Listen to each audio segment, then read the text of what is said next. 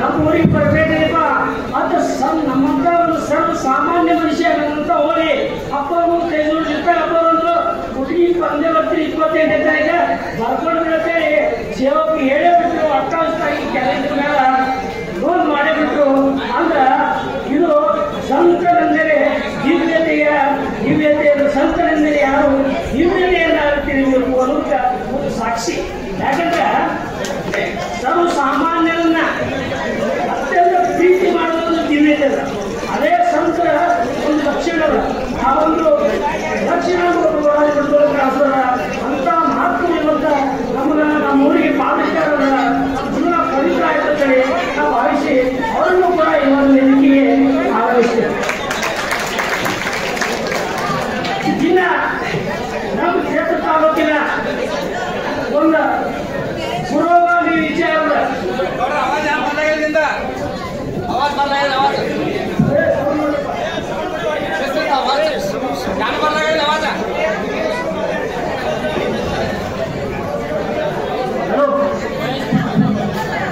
ನಮ್ಮ ಕ್ಷೇತ್ರ ತಾಲೂಕಿನ ಪುರೋಗಾಮಿ ವಿಚಾರದ ಒಂದು ನೇತಾ ಆದಂತ ಜಗತಾಪ್ ಸಾಹೇಬ್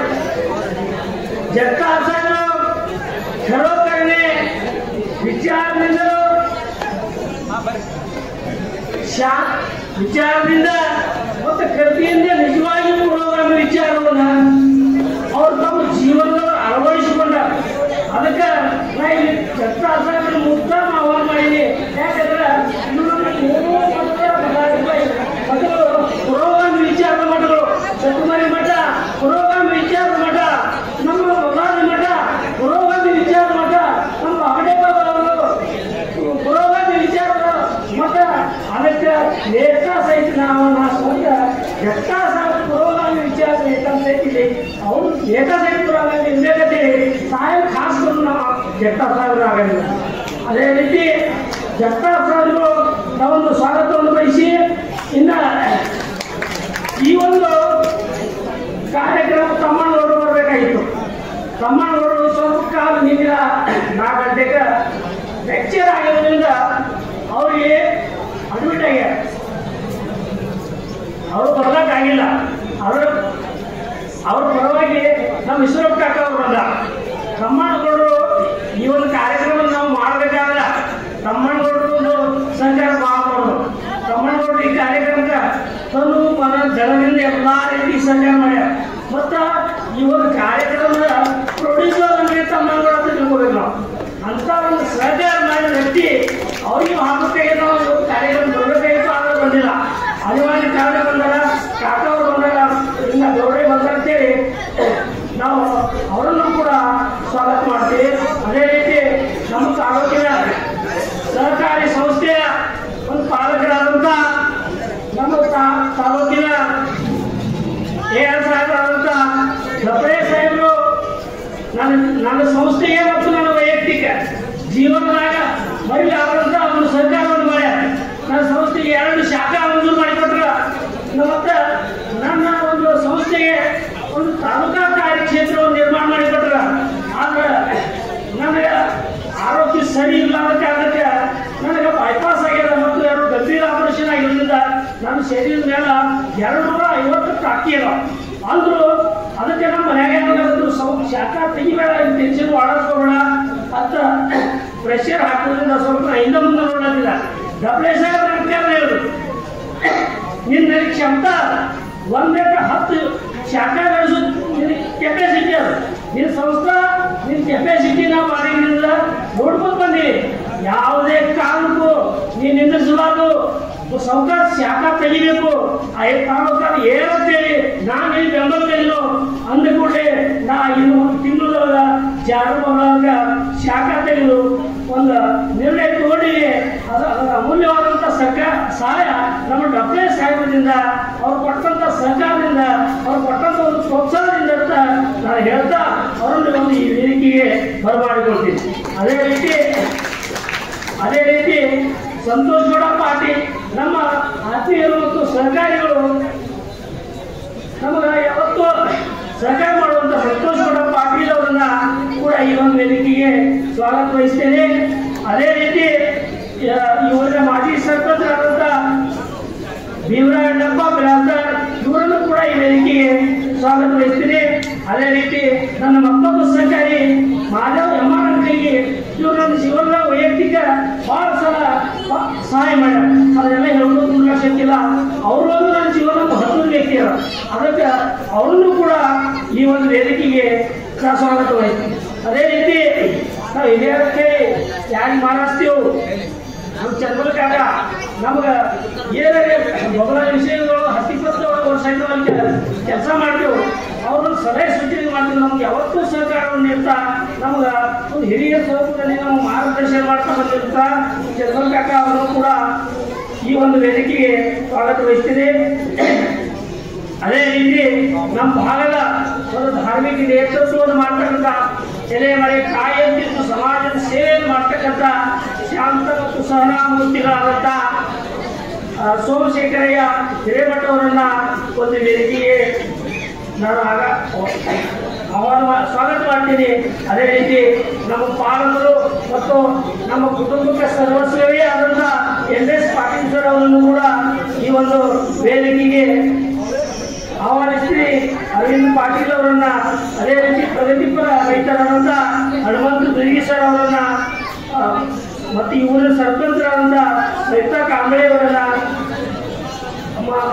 ಮಲ್ಲಿಕಾರ್ಜುನ್ ಕೇಶವನ್ ಮಾಜಿ ಚೇರ್ಮನ್ ಅವರನ್ನ, ಬಸವರಾಜ ಹೊಣಗಡ ಪಾಟೀಲ್ ಅವರನ್ನ, ಚಂದ್ರಾಮ್ ಬಸಪ್ಪ ಕೇಶವನ್ ಅವರನ್ನ, ಅಂಶಿತ ಪಾಂಡ್ರೆ ಅವರನ್ನ, ರಾಣಪ್ಪಣ್ಣ ಪಟ್ಟಣ ಶೆಟ್ಟಿ ಅವರನ್ನ, ಹಿರಪ್ಪ ಬಿರಾದರ್ ದ್ರಾಕ್ಷ ಸಲಗಾರಿ ಅವರನ್ನ, ಭಗವಂತ ಕಾಕ ತೇಲಿ ಅವರನ್ನ, ಮತ್ತು DS ನೂರೀಶ್ವರ್ ಅವರನ್ನ, ಸಲೀಂ ಫರಾಸ್ ಅವರನ್ನ, SD ಬಿರಾದರ್ ಸರ್ ಅವರನ್ನ, ಹೊರಾನೆ ಸರ್ಪಂಚರಾದಂಥ ರಾಮಲಿಂಗ್ ನ್ಯೂರಿಗೆ ಅವರನ್ನ, ಬಸವಂತ ತೇಲಿ ಅವರನ್ನ, ಹನುಮಂತರೇಗೌಡ ಸಿ ಬಿರಾದರ್ ಅವರನ್ನ, ಮತ್ತು ನಮ್ಮ ಬೊಗಲಾನಿಯ ನಮ್ಮ ಸಹೋದರರಾದಂಥ ಶಿವಾನಂದ ಬಿರಾದರ್ ಅವರನ್ನು ಕೂಡ, ಮತ್ತು ಮಹಾದೇವಪ್ಪ ಮೇತ್ರಿ ಸರ್ ಅವರನ್ನ, ಮತ್ತು ಹಿಂದುಳಿದ ಎಲ್ಲ ಇಲ್ಲಿ ದಾಸಪೀಠದ ಮತ್ತು ಕೆಳಗಿರುವ ನಮ್ಮೆಲ್ಲ ಆತ್ಮೀಯರೇ ನಿಮ್ಮನ್ನ ಈ ಒಂದು ಕಾರ್ಯಕ್ರಮಕ್ಕೆ ನಾನು ಸ್ವಾಗತ ಬಯಸ್ತೇನೆ.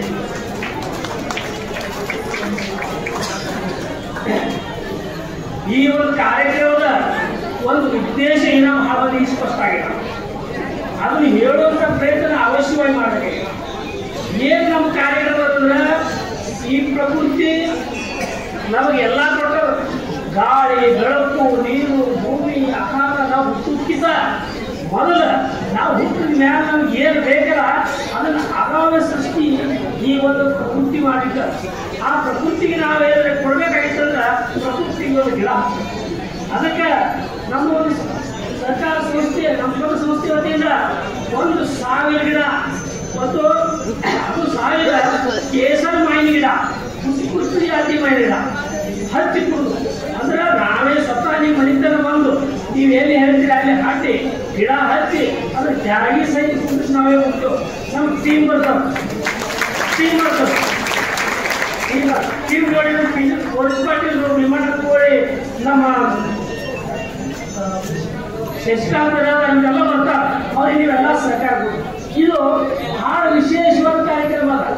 ಇದು ನಾವು ಸೂಕ್ಷ್ಮವಾಗಿ ವಿಚಾರ ಮಾಡಿ ನೋಡಿದ್ರೆ ನಾ ಯೂಟ್ಯೂಬ್ ಎಲ್ಲ ಮತ್ತು ಗೂಗಲ್ ಎಲ್ಲ ಸರ್ಚ್ ಮಾಡಿ ನೋಡಲ್ಲ. ಮಹಾರಾಷ್ಟ್ರದಾಗ ಇಲ್ಲಿಂದಲ್ಲ ಯಾವುದೇ ಒಂದು ಪಥಸಂಸ್ಥಾ ಅಥವಾ ಬ್ಯಾಂಕ್ ಆ ಊರಿನ ಪರಿಸರದ ಪ್ರತಿಯೊಂದು ಮನೆಗೆ ಒಂದು ಹಣ್ಣಿನ ಗಿಡ ಹಚ್ಚಿ 1,000 ವೃಕ್ಷಗಳ ವೃಕ್ಷಾರೋಪಣ ಮಾಡಿದ ಉದಾಹರಣೆ ಇಲ್ಲ.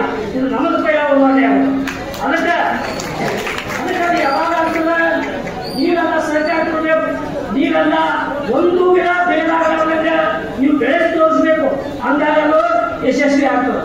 ಈ ದೊಡ್ಡ ಕಾರ್ಯಕ್ರಮ ಯಾಕೆ ತೋಡಿ ನೀವು ಅನ್ನೋದು ಮಾತಾಡ್ತೀರ. ಈಗ ನಾ ಗಿಡ ಹತ್ತಂದ್ರೆ ನೀವು ಕೇಳಿಲ್ಲ.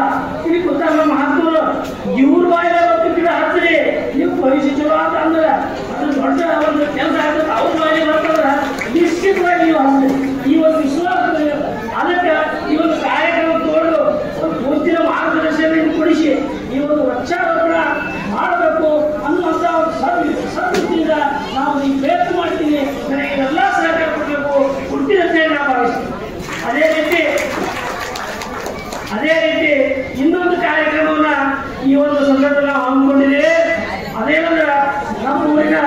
ಪ್ರತಿಭೆಗಳ ಒಂದು ಸರ್ಕಾರ.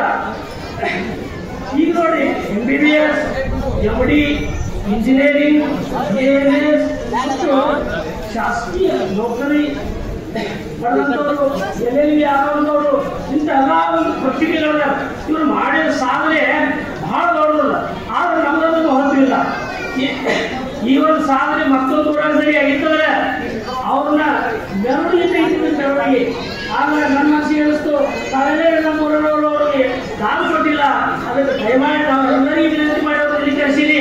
ಅದಕ್ಕೆ ಅವರಿಗೆ ನಾವೊಂದು ಸಣ್ಣ ಸತ್ಕಾರನೆ ಮಾಡಬೇಕು ಅನ್ನುವಂಥ ಒಂದು ಮನೋಭಾವನೆಯಿಂದ ಅವ್ರನ್ನ ಕೃಷಿ ವಿದ್ಯಾರ್ಥಿಗಳನ್ನ ಸಾಧಕರನ್ನ ಅವ್ರು ಏನೇನು ಪದವಿ ಪಡೆದಾರ, ಎಷ್ಟು ಕಷ್ಟಪಟ್ಟು ಓದ್ಯಾರ ಅನ್ನೋದನ್ನ ಅವರು ಹೇಳ್ತಾರೆ ನಿಮ್ಗೆ ಮುಂದೆ ಸರ್ಕಾರ ಕಾರ್ಯಕ್ರಮದಾಗ.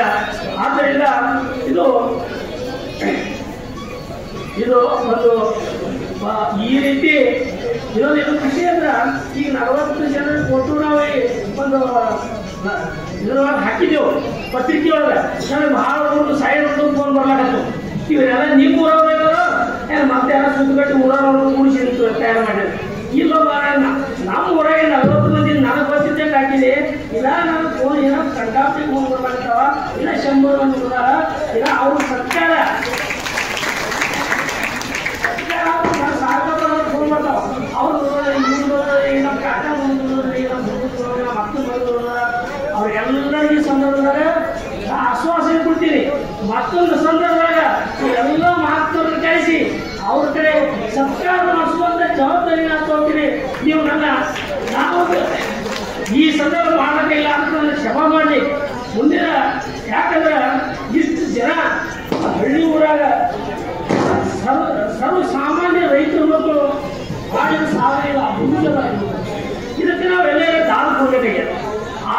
ಇದರಿಂದ ನಮ್ಮ ಊರಿನ ಮುಂದಿನ ಭವಿಷ್ಯ ಬಹಳ ಹೊಡೆದಂತ ಹೇಳ್ತಾರೆ. ಅದಕ್ಕೆ ಇಂಥ ಮಕ್ಕಳು ಮನೆಗೊಂದು ಸರಿ ಹುಟ್ಟುದಂದ್ರೆ ಮನೆ ಎಲ್ಲ ಊರು ಸುತ್ತ ಉದ್ದಾರ ಆಗ್ತದೆ. ಅದಕ್ಕೆ ಆ ಮಕ್ಕಳ ಒಂದು ಪರಿಶ್ರಮಕ್ಕೆ ನಾವು ಪ್ರೋತ್ಸಾಹ ಕೊಡಬೇಕಾಗಿದೆ. ನಾವು ನೀವು ಕೆಲಸ ಮಾಡೋದು ಮತ್ತು ನನ್ನ ಕಡೆ ಸತ್ತ ಇಲ್ಲ, ಸಂಪತ್ತಿ ಇಲ್ಲ, ಮತ್ತೆ ರಾಜಕೀಯ ವಾಸ ಇಲ್ಲ. ನಾವು ಸರ್ವ ಸಾಮಾನ್ಯ ಕುಟುಂಬದ ಮನುಷ್ಯ. ಒಂದು ಸಾಧಾರಣ ಸಂಸ್ಥೆ ಇಟ್ಕೊಂಡು ಆರ್ಥಿಕ ಸಹಾಯ ಮಾಡ್ತಿರೋ, ಸಮಾಜ ಕಾರ್ಯಗಳು ಮಾಡ್ತಿರೋ. ಅದಕ್ಕೆ ಮುಂದೆ ಇಂಥ ಏನು ಕನ್ಸೆಪ್ಟ್ ಅದಾವ, ಅನೇಕ 100 ಕನ್ಸೆಪ್ಟ್ ಅಂತೇಳಿ ಹೇಳೋ. ನೀವು ಮುಂದಿನ ನಿರ್ವಹಣೆ ನನಗೆ ಶಕ್ತಿ ಕೊಟ್ಟಿರಲ್ಲ, ಎಲ್ಲ ಕನ್ಸೆಪ್ಟ್ ಇಲ್ಲಿ ಮಾಡಿ ತೋರಿಸ್ತೀನಿ. ಈ ಎಲ್ಲ ಕನ್ಸೆಪ್ಟ್ ನೀವು ಕಡಿಮೆ ಮಾಡಿ ತೋರಿಸ್ತೀನಿ ಹೇಳ್ತಾ ನಮ್ಗೆ ಮಾತುಗಳನ್ನ ಮತ್ತೊಮ್ಮೆ ನಿಮ್ಮೆಲ್ಲರನ್ನ ಸ್ವಾಗತಿಸಿ ಮಾತುಗಳನ್ನ ಜನರ ಬೆಂಬಲ ಬಂದು ಸಿಕ್ಕರೆ ಇಂಥ